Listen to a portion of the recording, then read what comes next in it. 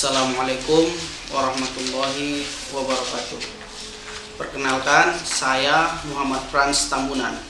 Kali ini kita akan membahas tentang Undang-Undang Penghapusan Kekerasan dalam Rumah Tangga atau biasa disingkat Undang-Undang KDRT. Begitulah masyarakat umum menyebutkannya. Pada kesempatan ini kita membahas dari inti-intinya saja. Dari banyaknya pasal-pasal tersebut sampai 50 lebih pasal, ada beberapa pasal inti. Nah, itu yang akan kita bahas di sini. Kalau kita telah mengetahui pasal inti ini, ya sudah, kita itu mengetahui semua tentang maksud dan tujuan dari undang-undang tersebut. Inti dari Undang-Undang Penghapusan Kekerasan dalam Rumah Tangga ialah melarang kekerasan di dalam rumah tangga itu sendiri, yang mana tertuang dalam pasal 5 yang berbunyi, setiap orang dilarang melakukan kekerasan dalam rumah tangga terhadap orang dalam lingkungan rumah tangganya dengan cara kekerasan fisik, kekerasan psikis, kekerasan seksual, atau penelantaran rumah tangga. Itu saja poin pentingnya.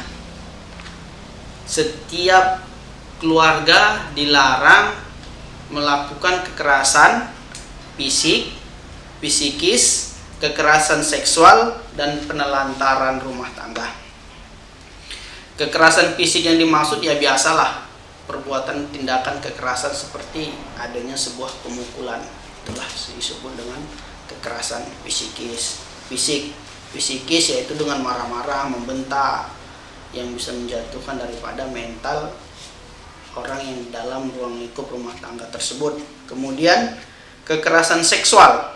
Nah, kekerasan seksual ini bisa saja kekerasan seksual terjadi di ruang lingkup rumah tangga itu sendiri.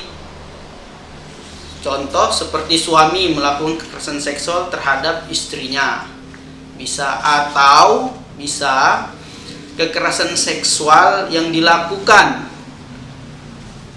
dengan cara pemaksaan dari ruang lingkup keluarga tersebut. Misalkan seorang istri dipaksa melayani lelaki dumbelang, begitulah, atau dijual, begitulah, dengan tujuan keuntungan komersial atau tujuan apapun, itu melanggar daripada ketentuan-ketentuan Undang-Undang KDRT ini. Kalau untuk ancaman hukumannya,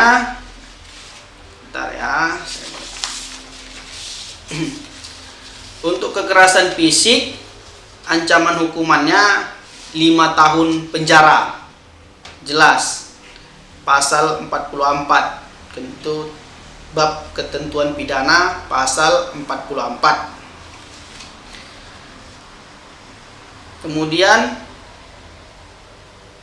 pasal 46-nya, setiap orang yang melakukan perbuatan kekerasan seksual sebagaimana dimaksud pasal 8 huruf A dengan pidana penjara paling lama 12 tahun.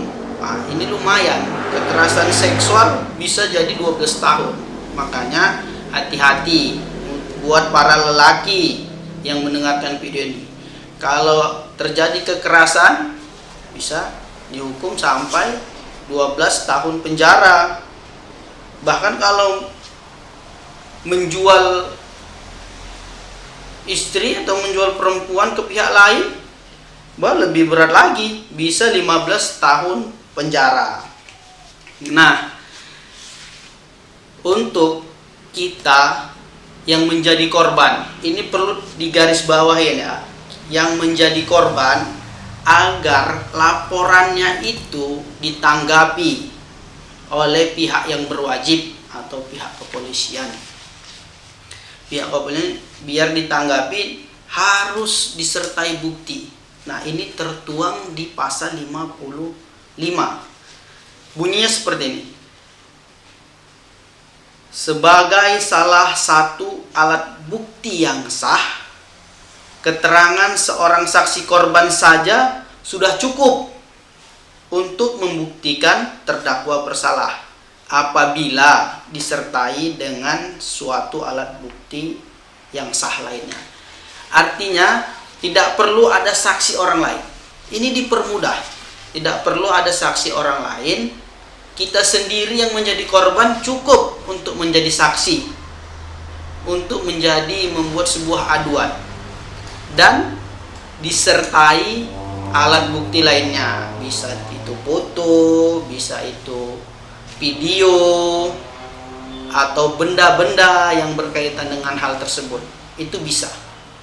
Nah, jadi setelah kita mengetahui inti dari Undang-Undang KDRT ini, jangan sungkan untuk masyarakat, khususnya perempuan, karena tujuan dari undang-undang ini ya melindungi perempuan, itu dia. Baik, mungkin ini saja pembahasan Undang-Undang KDRT. Jadi buat kawan-kawan, saudara-saudara semua yang ingin bertanya, silahkan tulis di kolom komentar. Kita berdiskusi di sana. Jangan sungkan untuk berdiskusi dengan kita, karena saya sebagai advokat mempunyai tanggung jawab untuk memberikan informasi yang benar tentang undang-undang yang ada di Republik Indonesia ini. Oke, assalamualaikum warahmatullahi wabarakatuh.